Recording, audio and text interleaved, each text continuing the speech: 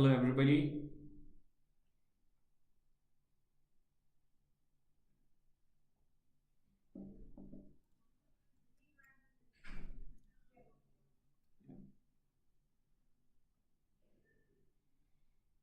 Let's wait for a minute.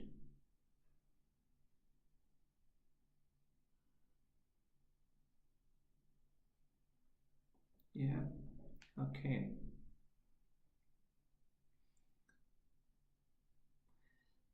Hello, everyone, and I'm back here with SharePoint add-ins. We're going to talk about the getting started mode.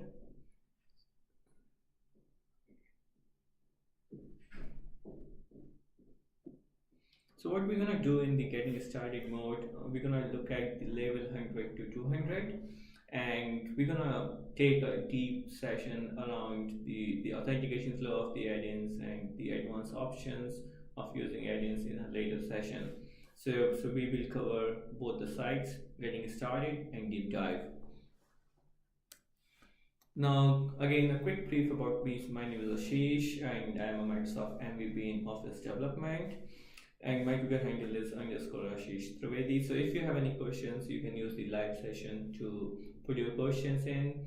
You can use the meetup to send your questions, or you can tweet as well. So I'm happy to take the questions anytime.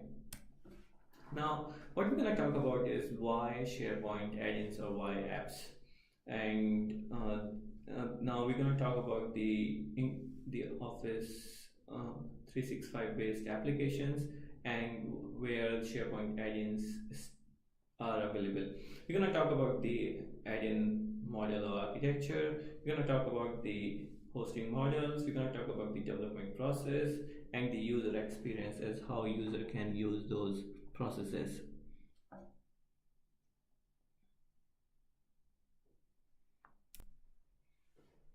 Okay, so if we talk about SharePoint, we have a lot of information in SharePoint. So SharePoint has information like your list, pages, library, your sites, views, web parts, master page, content type, and the things goes on.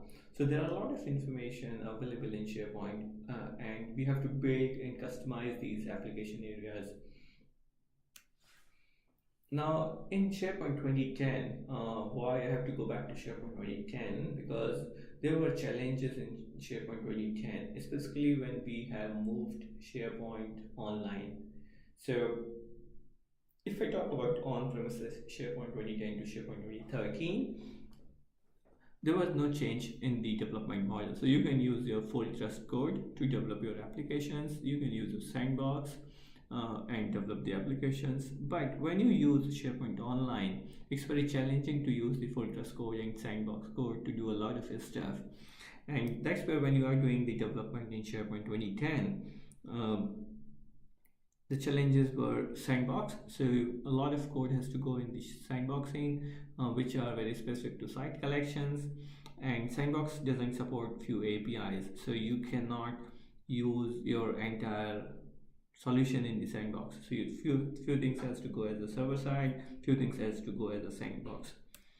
The API's information. So it's very critical that when you have someone who is deep expert in SharePoint, it's easy to write code for those users. And when you have someone who is joining newly team, it's very challenging to guide up to the speed with the SharePoint APIs.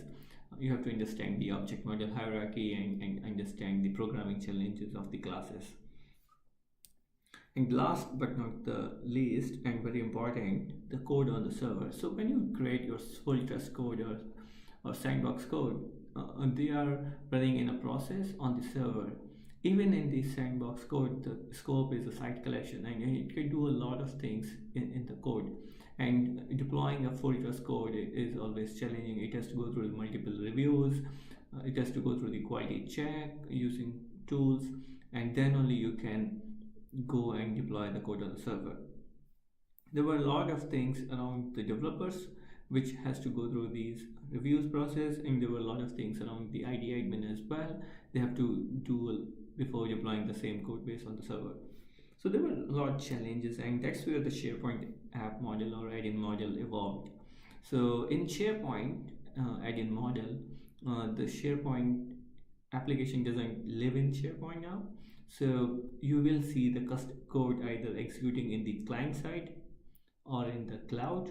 I'm keeping open cloud as could be any location in the cloud.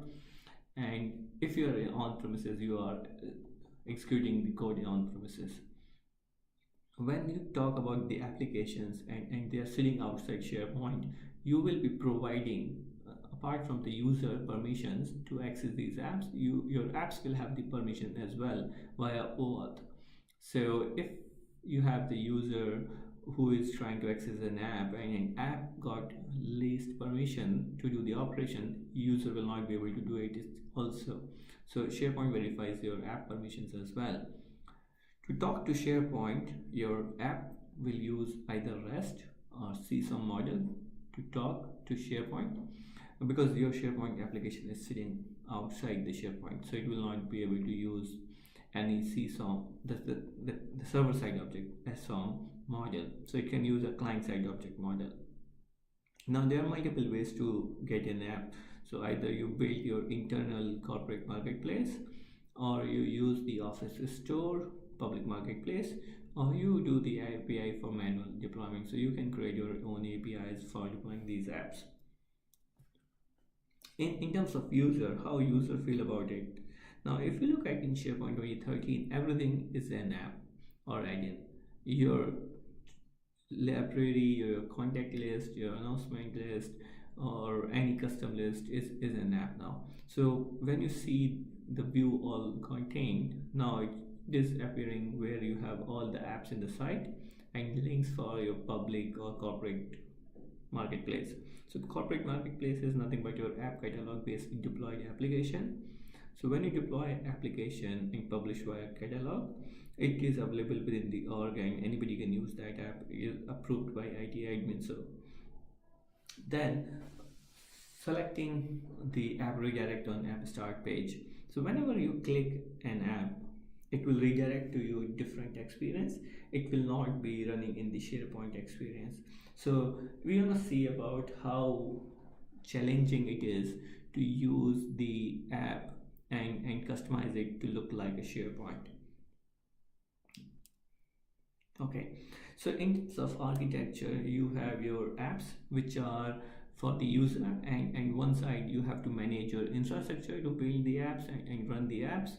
Your code runs off the SharePoint box, so your code doesn't run in the SharePoint context altogether. So either it's, as I mentioned in the previous slide, either it runs in the client side in the cloud, or it runs in this on-premises if you're running an on-premises application. You have declarative hooks, so you define as when the app has to start, when an app has to trigger, or when an add-in has to trigger.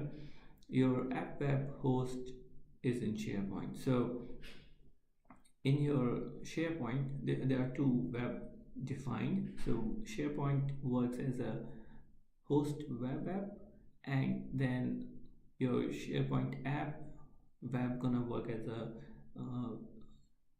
the app web. So you have that SharePoint application coming from SharePoint, but it doesn't run at all in the context. We're gonna see how the URL changes and how we can use that URL parameters to use the CSOM model.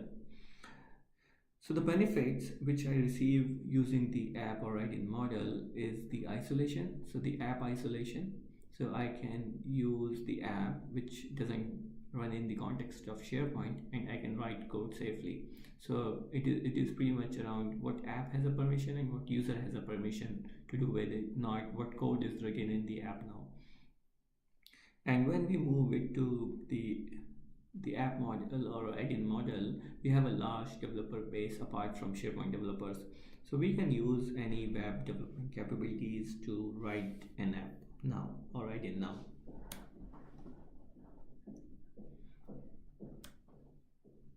Now if you see here, you will have your SharePoint app web, host web, and then you have the SharePoint app launcher. When you define in SharePoint, you basically define it using declarative style. So you have a manifest XML which goes in and define that information for you. And when you launch it, either it goes to Azure IaaS or within the SharePoint, and you can talk to SharePoint using REST API and using the triggers. When you are deploying the apps in the Azure, it can use the Azure ACS to verify the authentication, and then you can use your SQL Azure or SQL servers in those models. So we're going to see the hosting models again in more detail around the benefits. No custom code on the SharePoint server, so it's easy to write the code and upgrade for the future of SharePoint. Your app doesn't depend on what version of SharePoint you're running. Then you have the small ramp up time on the apps or add-in model, so you don't have to worry about whether there will be a learning curve, deep learning curve on the SharePoint add-ins, and you don't have to be really understand the SharePoint APIs. You can use REST APIs. You can use your hosting model, so whether you are hosting on premises or hosting on a hosted environment or hosting on Azure, you can use that. Then you can take the sandbox and farm solutions into the app model. So you have to transform with the app model or add-in model your existing code base and redesign those solutions. And again, as I mentioned, there are different ways of isolation as whenever you use a private cloud versus public cloud of the app. When you are building apps, what you have to think about the design choices. So first one is hosting. So whenever you build an app or add-in, you have to understand whether you are going to use a SharePoint-hosted add-in or whether you are going to provide your hosting and build the add-in. So you have to define and design what is the hosting location for your add-in. The second one is around the entry points. So when you build an app, I'm going to show you in a couple of the next slides as what type of an app or add-in it looks like, whether it's a full immersive experience or it's an action or what type it is. So basically the user interaction point, so whether user will see a full page app or user sees a small app or an action. The last one is scoping, so whether you're going to target a subsite, whether you're going to target a specific list or library, whether you're going to target the tenant. So based on that you define the add-in and the permissions for that scope. As I mentioned, like there are difference in the hosting model. So you have your SharePoint hosted add-ins and cloud hosted add-ins. So in SharePoint hosted add-ins, they are very good for a smaller and specific purpose. So if I have to build a very specific app or add-in around the leave management, I can just build 2-3 pages and that's very good model for a SharePoint hosted add-in. And the cloud hosted add-in model is very good for building the apps which goes in the or add-in goes in the store, or you have a lot of extensibility ideas which will come up in the add-in and you can extend those information. In the SharePoint hosted add-in, you don't have any server-side coding available, so you have to write everything in the JavaScript, and whether you use REST or JavaScript CSOM model, it's up to you. In the cloud hosting model, you can use your server-side coding like C#, you can use still REST and C# with C. So you can use your C# skills if you are migrating from a server-side model to client-side model and write your code in the cloud hosting model very easily. And the hosting is totally depending on you. So you have to provide whether it's Azure or AWS or your local on-prem servers are hosting that URL. But in SharePoint hosted add-ins, SharePoint will manage and create those URLs automatically. You don't have to worry about that. As SharePoint is defaultly a multi-tenant application and you have to don't have to worry about the isolation of the application information storage. It works straight in the SharePoint hosting model, but when you create an application and which is in the cloud and you are hosting it, you have to think about how you're going to handle the multi-tenancy if it goes in this office store, or if multiple users are going to use and you have to sell this application to them. If you're going to handle a lot of data storage and permission storage, and how you handle that isolation in your application. So there are complex points in the cloud hosting model app. All right, in when you are designing the UX, so how you define it. First one, as I mentioned, is your entry point. So first you have to understand how the user gonna interact with the app, all right, in and then the second one is about the branding. So as I mentioned, the SharePoint app, all right, in doesn't live in SharePoint. So my organization have a lot of customization in the master page, and I have a lot of branding style attributes applied to my master page. How do I make sure that my app looks like the same, or works in the same context of a master page? What you can do is you can use the custom branding styles and style up your app as well. Let's talk a few more things about this. So as I mentioned, the first interaction point can be an immersive app or a full page app, and in that app implements a new scenario, basically like leave management or a travel application. They should be in a full application, a full page app, and you can make sure that when user click on the apps or items, they are redirected to these pages. The other part is about a web part app, or basically like a web part which we have been using in the SharePoint so far. So how you build those parts and plug it into your existing pages, so things like your weather, your news, and teams information of the page. And I would like to introduce SharePoint framework here. So we have used a lot of client-side web parts in the apps or add-ins, and we have used the content editor web part, script editor web part, to create those web part scenarios in the SharePoint. And SharePoint framework is a very good replacement for these cases. So so it is a code. So if you have used web part scenario in content editor or script editor web parts, or used client-side web parts in the add-ins, you should look at the SharePoint framework for your replacement. Because in the SharePoint framework there are some limitations. There were some limitations in the previous models, like in the client-side web part and the content editor web parts, and SharePoint framework overcomes those limitations. So I'm going to talk about those more in this later sessions where I talk about SharePoint framework. But the app part apps has been pretty much being replaced by the SharePoint framework at the moment. The third one is the extension app, or I would say the actions. So basically defining a ribbon action or item context menu action, or for documents, you can define those in the apps, doing a pop-up dialog box using the ribbon action, and printing to print server, or sending a document via link, and triggering workflow. So it could be anything in the library. Now, as we talk about the isolation model, so when the apps or add-ins are created, there is a new app web created within the hosting web. So your hosting web is always SharePoint, but when you push an app on a site, it should create either a new URL within the hosting web, if it is a SharePoint hosted app. But if it is a cloud hosted app, you have to create that restriction settings, and it goes to a different URL.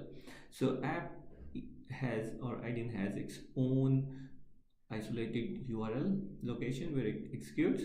And if you are running on premises, there are special settings which you have to do, and DNS configurations you have to do, so that your app or add-in runs. And if you are running in the cloud, you don't have to worry about that. And I'm going to show you that if I am on premises, it may take some time, a turnaround time for IT administrators or myself to configure a local dev machine. But if I'm developing directly in Office 365 or SharePoint Online, I don't have to worry about it. I just need to worry about the Visual Studio, and that's the turnaround time I need for getting started on my apps or add-ins. And lastly, when you run the add-ins, whether it's on premises or online, there is only a difference in the version now of the SharePoint DLL, client DLL. And if you look at the code remains the same. So you have to you just build the code again if you are moving your on-prem to online or online to on-prem model. And as I mentioned, it is hosted in its own URL, so it blocks your anti-XSS scripting, enforcing injections, and it has the app permissions also in place. So you can make sure that your app is safe and secure, and there are very less chances of any JavaScript injections or any XSS injections in your app. Okay, so far we talked about the app and how the user interact with the app and how you get the app. So application can be or item can be created or by the developers and then pushed into the local site. So you can have a local site where you use a custom deployment process, and developer has the responsibility along with the ID admin to make sure that it's available on a specific site. But if you think it's a reusable app and you'd like to have it in multiple places in your corporate intranet or corporate team sites, you can push it to the app catalog, which works like a corporate marketplace, and then any site collection administrator or site administrator can consume them directly in their sites without any approval process. Even from the marketplace, you can push the app to the app catalog, and you can push them via the app catalog to the corporate, or any individual site collection administrator can request app specifically for their sites via public marketplace, and IT administrator can approve those. Now, in terms of architecture, so as I told, the SharePoint add-in doesn't exist or live in SharePoint. They live outside the SharePoint context. So your SharePoint will have just the registration information, or I would say they just have the minimal app information, which consists of title, description, the thumbnail image for the app, and the permissions requested by the app, required by the app. Alright, the second piece is about your app itself, and that's where your app sits, whether it's a SharePoint hosted app or a cloud hosted app. So based on that, it runs with the SharePoint SX and logic run in client. If it is a SharePoint hosted, it runs in the JavaScript mode. But if it is a cloud hosted, it could run in the outside SharePoint context on Azure or on premises in a server-side code model, programming model. Now, when you have a SharePoint hosted app, which is fully in SharePoint, you are directly dealing with SharePoint. So you have the URL which is available from your SharePoint domain, and it has a unique URL, but to make sure the context is not SharePoint, and you have those parameters being passed. You can use your SharePoint list library to be created in your app. So if you are having a specific app level storage, you can use SharePoint list libraries, and you can handle the storage programmatically. We generally don't enable the list library to be accessed by the end user in an app or write-in cases. And then you can build your apps or write-ins using the HTML5 and JavaScript. And JavaScript could use either REST call back to the host web if it has to do any information exchange between the app and the SharePoint, or you can use the JavaScript client-side model, JSON model, which will allow you to write the programming in the same object model style but in JavaScript, and do the same thing. In a cloud hosting model, your primarily the app sits outside as the case is, and then you have a usage of server-side code. So you can use a server-side code to write in the app, and you can use the server-side code as in terms of C#, but the connection always happens via CSOM or REST, and you define the permissions via OAuth. And then your business logic can sit in the same app or write-in, or could be outside. So you can build either on-premises hosted web application, or on Windows Azure, or maybe on AWS, or could be any third-party hosting locations, and you deploy and push your applications there. Now let's look at some demos now. Let's jump on the demos. So I'm gonna jump here on my site. So this is my site. So you have to make sure that you have a developer site template created. Otherwise, if you don't have a developer site created, you may have to request your IT admin to get a developer site created, and then you can build your apps. But if you don't have a developer site and there is a process and takes time, what you can do is jump on the dev.office.com/dev program, and you can sign up for 1 year developer tenant, and you get a lot of free perks with that as well. So you will get some Azure credits and things like that as well. So good to check out if you would like to get started with your developer programming. And the app already is the same, so your code doesn't change if you move your code between on-prem to online or online to on-prem. So let's look at the Visual Studio 2017, which I used last time. So I'm gonna create first a SharePoint hosted add-in. So I'm gonna jump to the Office, and in the Office you have the add-ins, and here you will see a SharePoint add-in. Now SharePoint add-in doesn't classify here as SharePoint hosted add-in or SharePoint cloud hosted add-in. You have the next screen where you can define that. So what I'm gonna do is here, and this SharePoint solutions are nothing but your on-premises solutions. They are still valid, so if you have on-premises, you can still write the code. I'm just gonna select SharePoint add-in here, SP hosted add-in.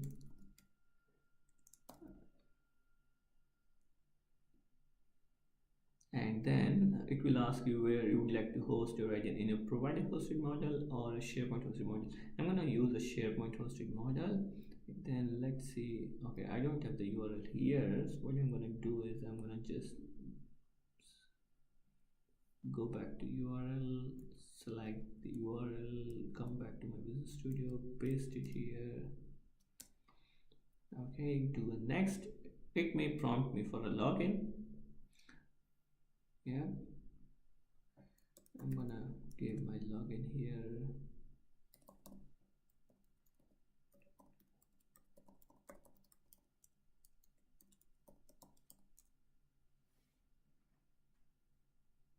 And automatically it will select SharePoint Online because it understands that I have logged into a SharePoint Online. If you have on-premises, you can select what is the target platform, because for 2013 the DLL version is different, and for SharePoint 16 the DLL version is different. I'm going to finish it up here. It should pull up the project with a basic code of collecting logged in user display name.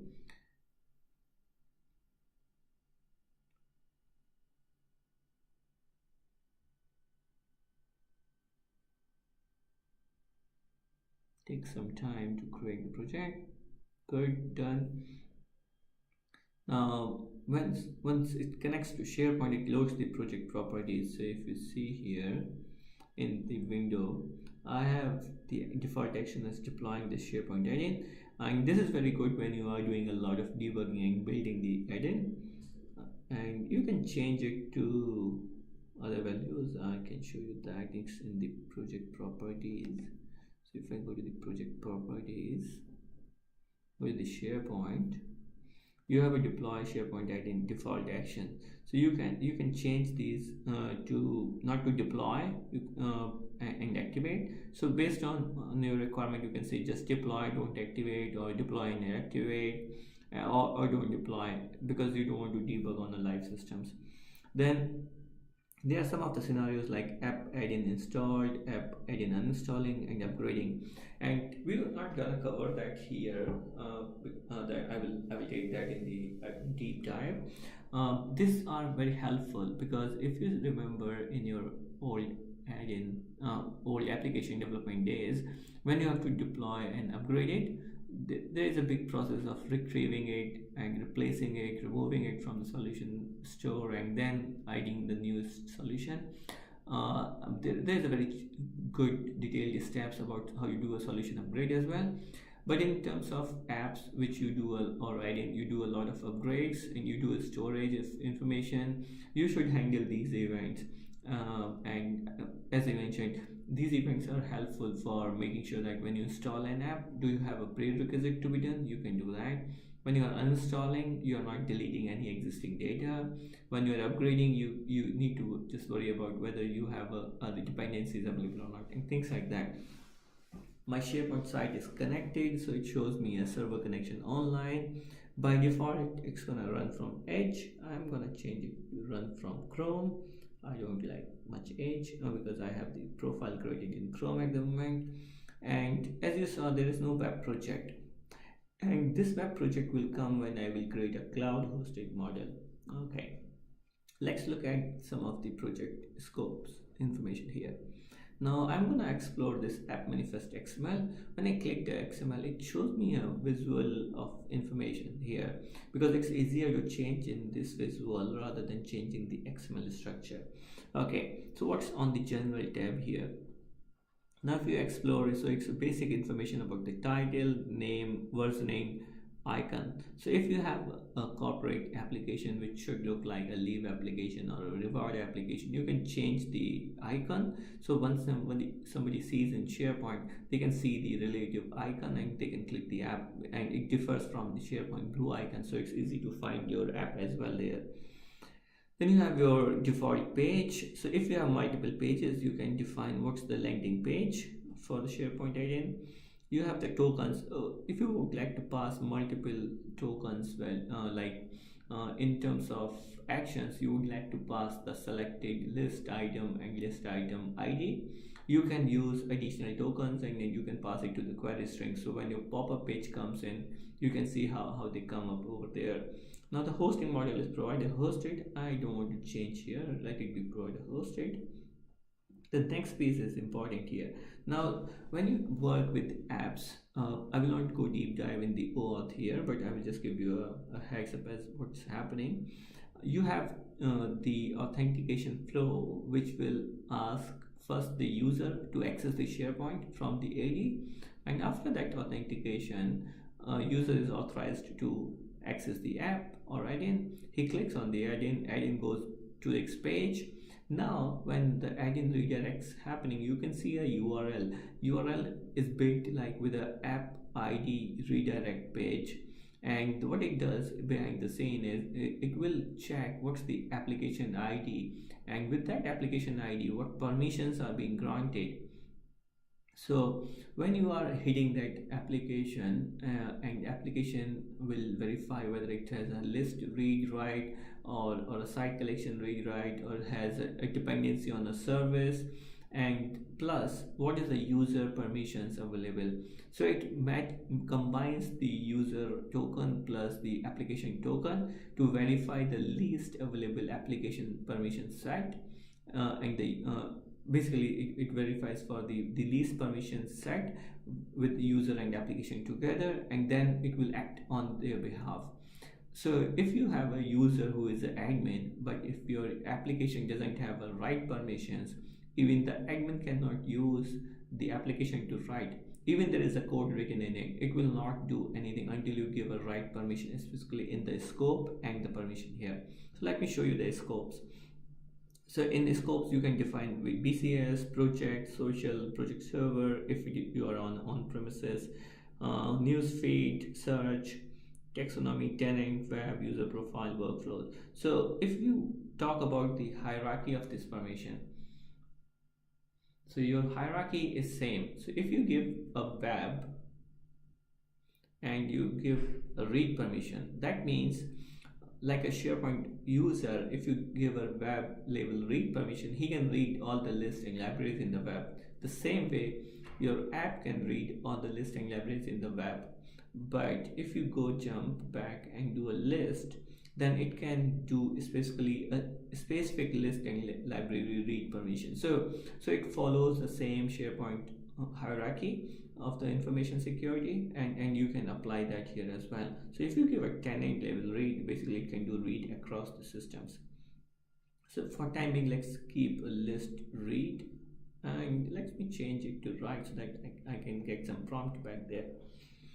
Now on the prerequisites, there are auto hosting requirements. So you can say whether there has to be a SQL server or there has to be a website, and what are the capabilities you are looking. So whether your application is depending on do it in services, or your application is depending on the SharePoint search services or user profile or workflow management or not, sorry, not workflow management, work management service or visual service. So you can make sure that when your application is being installed or add-in is being installed in any corporate, whether it's your corporate or someone else corporate, these prerequisites are matched.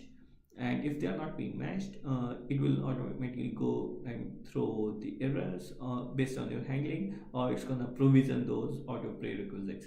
So it will let user or admin know that yes, there are these prerequisites. You can create your locale. So if you are targeting multilingual users, you can create your locale and you can build that. There are some endpoints. So if you would like to talk to remote domains and query a remote service, you can define those, and they work like a trusted one. So you don't have to worry about that. So let me save these properties. Now if I jump here and show you the code, now this is the XML. So it's very basic XML. You have the name, project ID, versioning, SharePoint version. Because I have selected SharePoint Online, which is 16 at the moment minimum. So I get 16, but if this could have been the 13 on-prem, it could have been the 15 version here. Title is start page. So if you see this token, it says web app web URL.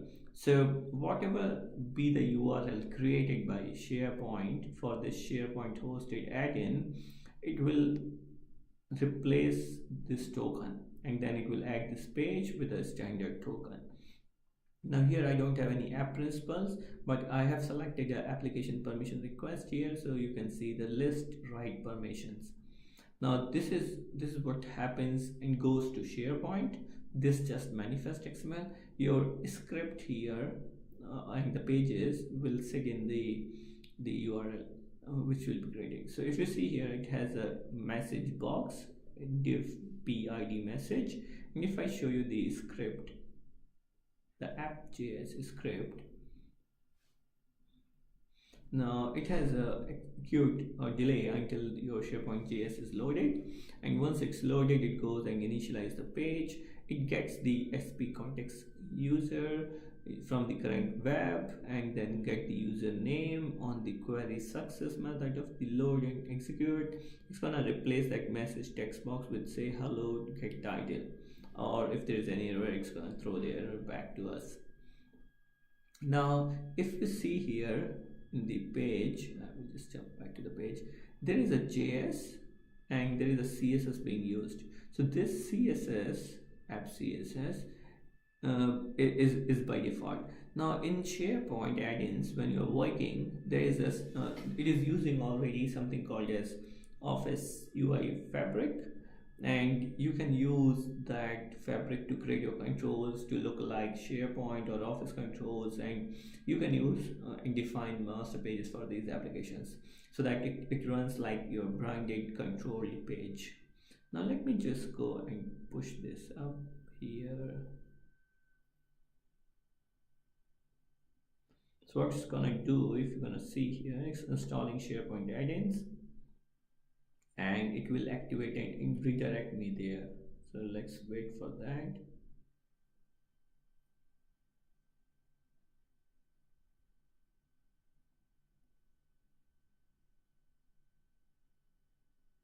Because I have selected the default options, it's gonna take me and redirect there and activate that.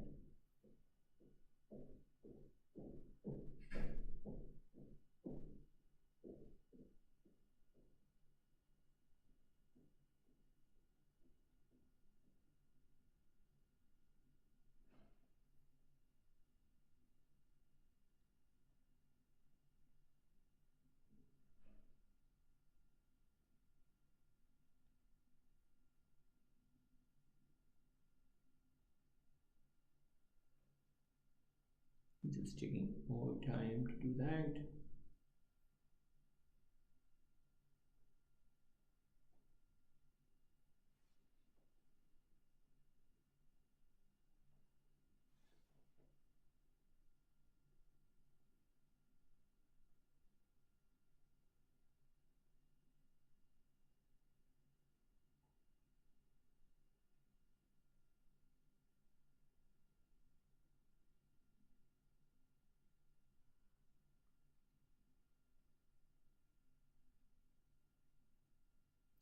connecting. Okay, here you go. So it has loaded the SharePoint 365, and if you see here, it's got the app instance ID and source and everything. Now it's asking, do you trust this app, and which list or library it has to target. So I'm going to just use the documents and say trust, and it's going to install the app now here. So until you don't trust it, it's not installing. Now if you see here, it has done hello admin because I logged in as an admin. So what I'm going to do now is I'm going to take this URL and do some operation on it. So I'm just going to jump into the notepad, keep the notepad below the URL here,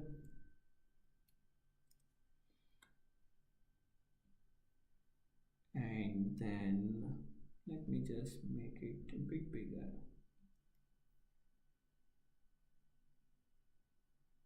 Maybe 22. Yeah. So if you see here, I'm just going to do the operation here. So first thing is Office 365 share is my domain, and after this you get this GUID information .sharepoint.com. then you got this SharePoint-hosted add-in, my app name, then pages slash default.aspx is my default landing page, and these are the standard tokens: sp host URL, language, let's push it up here, yep, client tag, sp product number 16 version 0.642.2. so there are more information available, app web URL. Now if you see on the operation, you got a SharePoint domain -GUID. Now each time whenever I install this application, after uninstalling, this GUID will change, and that's where it creates a unique URL every time. And whenever I uninstall this app and add again, it's gonna ask me the same permissions again, whether I trust this app or not, which list or library this will have the permission. Now in the app, if you see, if I have to talk to SharePoint back, where this application was hosted or add-in is hosted, and I can use this sp host URL to create my CSOM context or the REST endpoint, and I can fire my REST endpoints using this. Or if I have created a SharePoint list or library in the same window, same app or add-in, I could use this app web URL and use the app web URL to form my SharePoint list or library REST endpoint or JSON and query that information. So I have both the information available, and then I can use that query. In considering the time, I'm going to take these information in the deep dive, and I'm going to talk about all these information around overflow, how you push your application and do a read on the host web and the app web, read write CRUD operations basically, and then I'm going to talk about how you take your cloud hosted app or add-in and push it to Azure for deployment. So these are the 3-4 topics which I'm going to talk in the deep dive, but for the time being I will just stick to this one. So let's go back to the site here now. Now if I go to the site content page, you will see my app is appearing here. I can see the details, permissions, and I can remove that. So if I want to reset the permissions rather than reading documents, it should go and read something else. I can say, oh no, go and read the site pages, and I can click OK. So now in this app will be able to just read the site pages, not the documents. So if during the setup of the permissions, if there was a problem, you can change that using the permissions tab. So that's your SharePoint hosted add-in. Let me start the Visual Studio again. And let me stop the existing here. Okay, so now I'm gonna do this. I'm gonna create a new project, SharePoint add-in, and I'm gonna say cloud hosted add-in, and I'm gonna select the provider hosted location, but this will be connecting to this URL. So there are two things, as I mentioned. There is a host web and there is an app web. So my host web remains the same, but my app web, rather than the SharePoint hosted, my app web is my provider hosted. So I'm going to define the URL for this app, but I'm going to do that in the next talk, which is the deep dive as how you can customize apart from localhost. So I'm going to click next. Since it's a SharePoint Online, a login prompt comes in.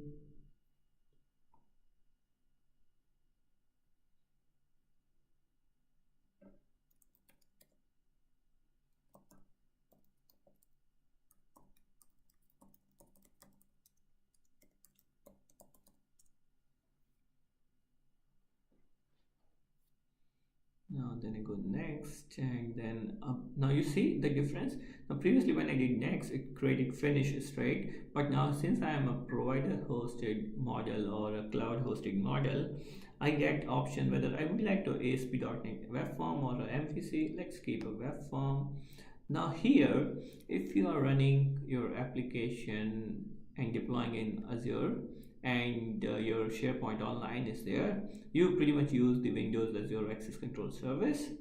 And but if you are looking to use on-premises add-ins, and then you would like to have a security trust between your hosted location server with the SharePoint server, you should use the certificates. So there are two ways to authenticate to the add-in. I'm going to use the Azure ACS, finish. Now in this case, I'm going to get two projects. So you remember there was a web project section which was none in the SharePoint hosted add-in. Now here in this case, it's going to get a different two projects. One is a SharePoint add-in and the other one is the add-in app web URL project. So let me go there.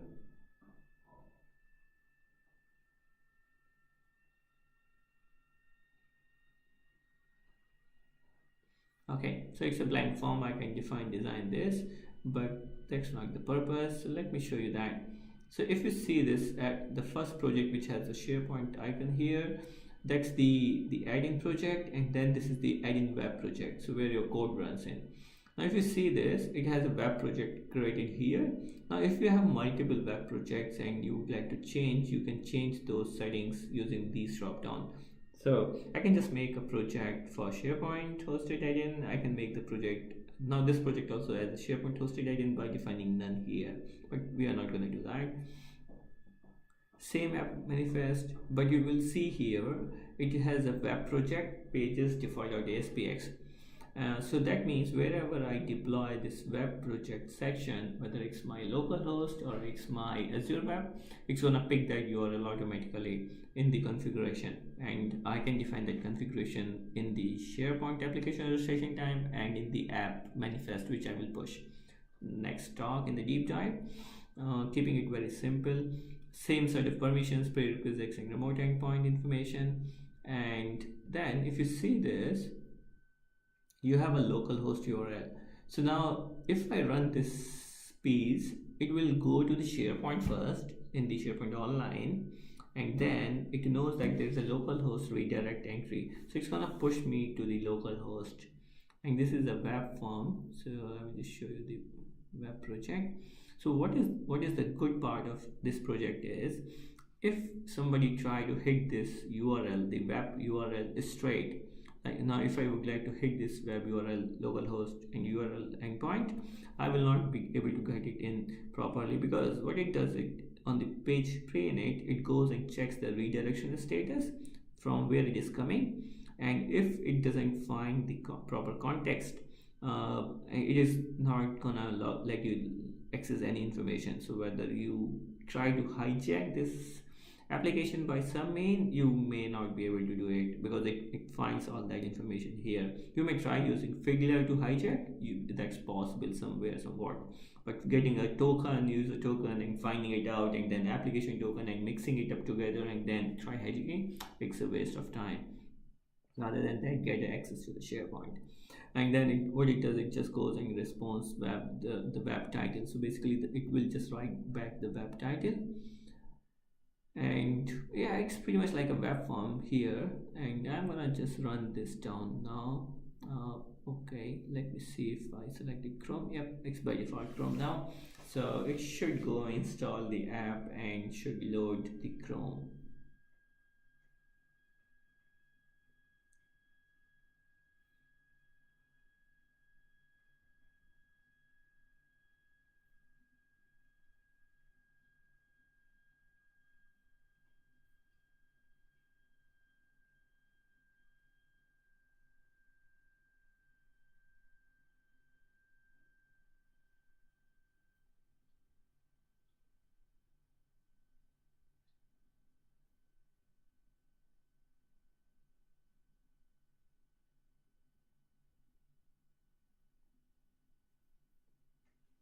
I'm just waiting for loading.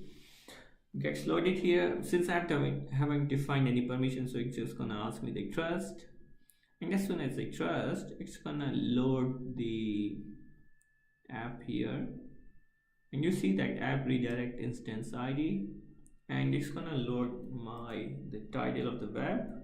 Let's operate somewhat on this URL. Now I'm just gonna quickly do this because I know what it returns back here.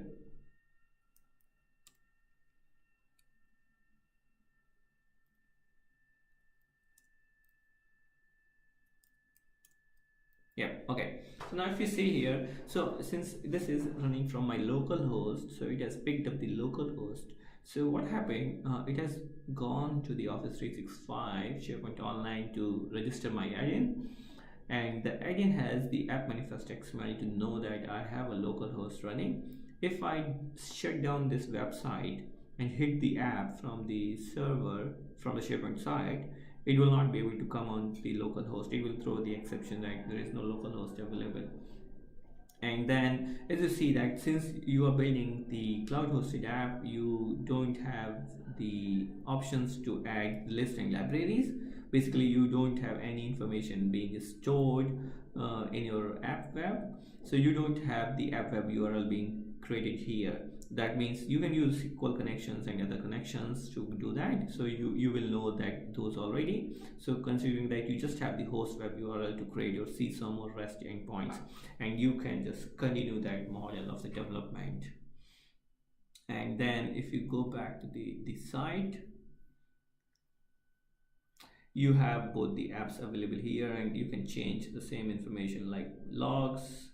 So that's one of the new things. So if you see here, you can see how many have used this app and what's the usage and a unique user, and you can find out how many are using it as an adoption perspective. So you can create apps which are useful in your corporate internally or to these stores, and you can track your usages from there. Jumping back on the presentations, yeah, that was on the demo, keeping it very light. I'm not gonna push it much, we are considering the time, and I will keep it short now. So if you have any Q&A, please feel free to use Meetup, use the Twitter, or use the live window at the moment, and I'm happy to answer your questions if you have any.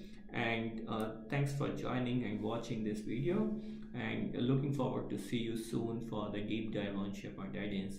I will create the Meetup URL for that, and I will update every member. Thank you.